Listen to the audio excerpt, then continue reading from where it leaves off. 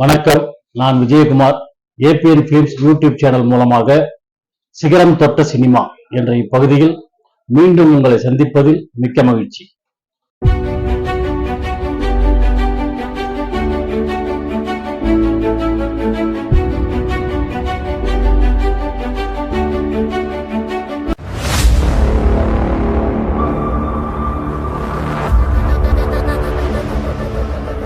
இன்றைய சிகரம் தொட்ட சினிமா இந்த படத்தை என்ன படத்தை பத்தி பார்க்க போறோம்னாக்கா ராமு அப்படிங்கிற படம்.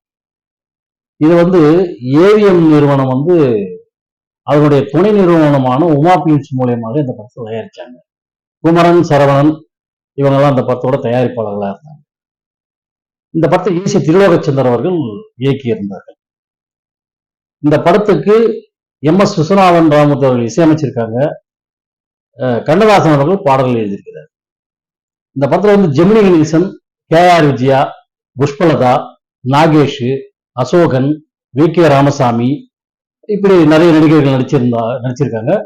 களத்தூர் கண்ணம்மாவுக்கு அப்புறம் ஜெமினி கணேசன் வச்சு ஏவிஎம் எடுத்த படம் இதுதான். அதுல கமலஹாசன் அறிமுகம் பண்ண மாதிரி இதுலயும் ஒரு சிறுவனை, யுகேந்திரன்ற ஒரு சிறுவனை அறிமுகம் பண்ணியிருப்பாங்க. அந்த சிறுவனையே முழுமையாக வைத்து படம் எடுக்கலாம் அப்படின்னு சொல்லிட்டு ஃபர்ஸ்ட் பிளான் பண்ணாங்க. இருந்தாலும் கதைக்களம் மிக சிறப்பாக ஒன்று அமைந்து விட்டாங்க. ராமு என்ற படத்தை களத்தூர் கண்ணம்மாவிலிருந்து சுத்தமாக விலக்கி வித்தியாசமான ஒரு முறையில படமாக எடுத்தார்கள். அப்படி என்ன இவருடைய கதைக்களம் அப்படின்னு சொல்லிட்டு பாத்தீங்கன்னாக்கா, ஜெமினி கணேசன் மிலிட்டரி மேனா இருப்பாரு. அவருடைய மனைவி புஷ்பலதா, அவங்களுக்கு பிறந்த ஒரு சிறுவன். இவங்க சந்தோஷமா லீவு நல்லா வருவாரு, சந்தோஷமா நின்று போயிட்டு இருப்பாரு. இப்படிப்பட்ட ஒரு சூழ்நிலையில மிலிட்டரியில இருந்து இவருக்கு அழைப்பு வருது, உடனே நீங்க புறப்பட்டு வரணும் அப்படின்னு சொல்லிட்டு.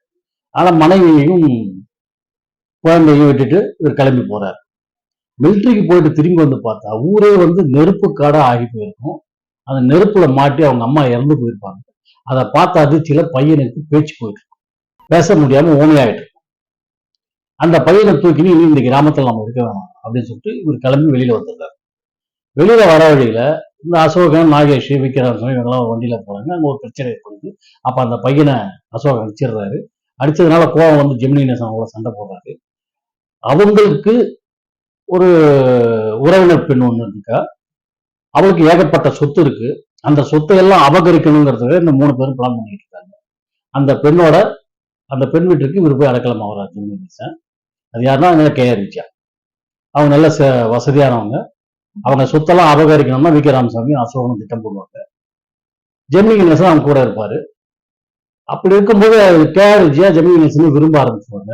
ஆனா ஜெமினி கணேசன் என்ன பண்ண, என்னுடைய மனைவியை என்னால் மறக்க முடியாது, நான் உன்னை ஏற்றுக்கொள்வது கடினம் அப்படின்னு சொல்லுவாரு. அதனால இனிமேட்டு இந்த எண்ணத்தோட இருக்கும்போது நான் இங்க இருக்க மாட்டேன் அப்படின்னு சொல்லிட்டு மகனை கூட்டிக்கிட்டு வெளியில போயிடுறாரு. வெளியில போகும்போது அவருடைய பிரச்சனைகள் தாங்க முடியாம தற்கொலை பண்ணிக்கலாம் அப்படின்னு சொல்லிட்டு ஒரு முடிவுக்கு போகும்போது ஒரு கிருஷ்ணருடைய பாட்டு கேட்குது.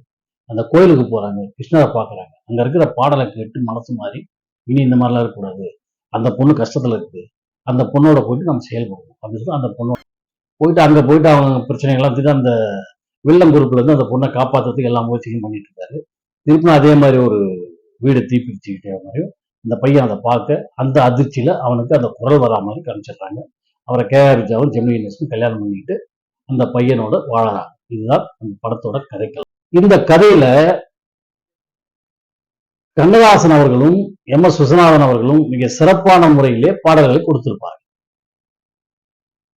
இவங்களுக்கு ஜெமினி கணேசனும் அவர் பையனும் தற்கொலை பண்ணிக்கலாம் போகும்போது ஒரு பாடல் கேட்குன்னு சொன்னீங்க, அந்த பாட்டு தான் கண்ணன் வந்தான் அங்கே கண்ணன் வந்தான்.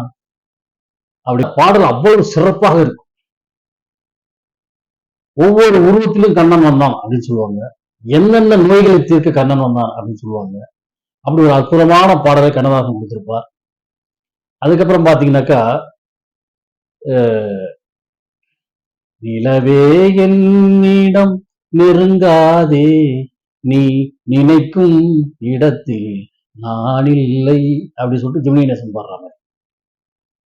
இப்படி எல்லா பாடல்களுமே படத்துல மிக சிறப்பாக அமைந்திருக்கும். கதைக்களமும் சிறப்பாக இருக்கும்.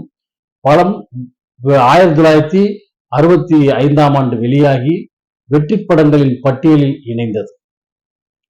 இந்த படமும் வெற்றி படமா அமைஞ்சது. மிக சிறப்பான ஒரு படமாக உருவெடுத்து வெற்றி படமா அமைஞ்சது. பாடகர்கள் கை கொடுத்தனர், நடிகர்களின் நடிப்பு கை கொடுத்தது, கதைக்களம் கை கொடுத்தது, ஏசி திருலோக சிந்தனின் சிறப்பான அந்த இயக்கம் கை கொடுத்தது. படம் அற்புதமாக வெற்றி பெற்றது.